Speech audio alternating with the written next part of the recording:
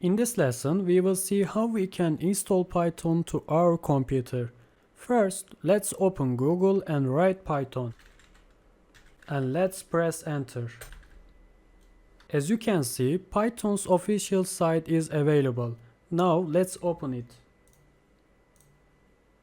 And here, as you can see, there is a download section. Let's open it.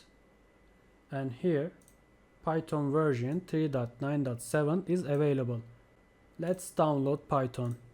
I click hide, and here, as you can see, it's downloaded. Let's open it. Since I have installed it before, I encountered a screen like this. For this reason, I will choose customized installation. And here, as you can see, optional features is here, and I will click next. And here, as you can see, there is advanced options. I will leave it in a default format, so let's hit the install button directly. I click install.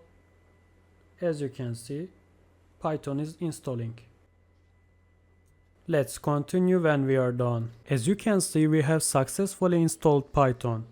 Let's click close. Now, let's write Python in the search section of Windows. I click search button and I write here Python. I click this app Python 3.9. I am choosing this. And here now let's write print.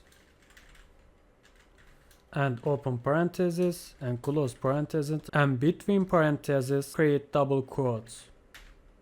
And between double quotes I will write hello world. And press enter. As you can see, we have successfully installed Python. In this lesson, we have seen the Python installation. Let's continue with other lessons now.